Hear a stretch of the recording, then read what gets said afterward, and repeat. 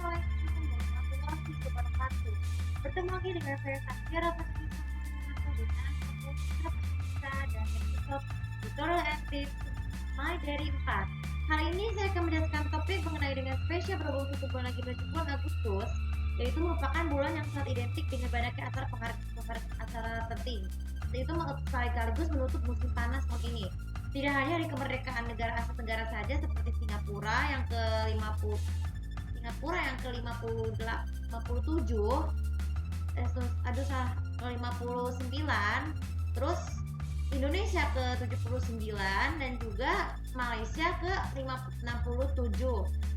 Jadi tapi juga hari pertelevisian nasional. Kita semua sudah tahu hari pertelevisian nasional itu sangat identik bukan hanya sekedar dengan adanya menaikkan keberhasilan pertelevisian sukses, tapi juga berupa konser musik tepatnya ya. Yang tahun ini alhamdulillah akan mengadakan sebuah drama musikal lintas TV yang berjudul Extraordinary Anniversary Star Syndrome, tapi di bagian dari konser Malam Puncak RCTI 35 dan 34. Karena mengingat kita banyak sekali para alumnus SCTV Purnoma dan dari MSC Kesenian sebaliknya, jadi menyebutnya adalah Extraordinary Star Syndrome yang sesuai dengan tema HUT SNSTP pada tahun ini. Jadi kita memasuki episode pertama drama musikal Extraordinary dengan tema cinta ya, bagian pertama. Jadi bagian pertama ini adalah bertemakan cinta ya. Jadi aku akan menceritakan kisahnya. Pada suatu hari ada seorang pasangan suami istri, yaitu adalah sekretaris pengenan Rajawan Putri Surya. Meskipun mereka menikah di bulan identik dengan namanya Surya namanya, Raja Wali itu berasal dari RCTI. Sedangkan Surya maksudnya Surya di televisi yang berarti Pangeran Raja Wali ini memiliki ketampanan, kegagahan, dan keberanian. Dan sedangkan Putri Surya memiliki kecantikan dan hatinya yang lembut. Mereka berdua diciptakan untuk saling bersama setelah mereka menikah dengan satu. Mereka itu menikah pada lahir di tahun yang sama dengan berbeda pada tahun 89 dan 90. Tidak hanya itu saja, dan mereka pun mulai menikah pada tahun 2020. Tepatnya pada saat mereka itu berusia 30 dan 31 tahun. Sampai suatu hari, Pangeran dan Putri pun ternyata tiba-tiba mendapatkan rumah sebuah cermin ajaibnya. Itu jadi 4 tahun berselang saat pernikahan tersebut sehingga belum dikaruniai keturunan. Dan untuk mencapai tersebut, mereka meminta para menteri Pak Citra, seorang wanita itu menamakan bahwa mereka akan segera mendapat cari hadiah tahun pernikahan mereka itu adalah dengan cara menuju ke dimensi waktu. Nah, mereka dan Putri pun setuju untuk menerima tepati ramalan di kerajaan tersebut, di kerajaan Citra tepatnya ya. Jadi mereka kemudian memberikan sebuah mesin waktu dengan permohonan semoga bisa dipindah. Dengan permohonan tersebut, akhirnya mesin waktu yang mereka ciptakan itu bukan mesin waktu biasa, tapi mesin waktu tersebut berupa cermin ajaib yang warnanya itu adalah berwarna biru, merah, dan paparan cahayanya pun bukan berwarna jingga. Nah, mereka itu kemudian mencari mesin yang akan diikuti oleh seorang peri-peri kecil yang akan menemani mereka. Meskipun mereka terlihat orang ya, tapi mereka bisa melihat mereka itu peri itu adalah juga sama dewa dan dewi. Dewa dan peri kecil itu tuh mereka juga diberi nama adalah Raja Cinta ya. Jadi di mana mereka bintang itu peri bulan bintang, mereka menunjuk mereka ke menentukan mesin waktu dengan syarat mereka harus menjadi waktu tersebut.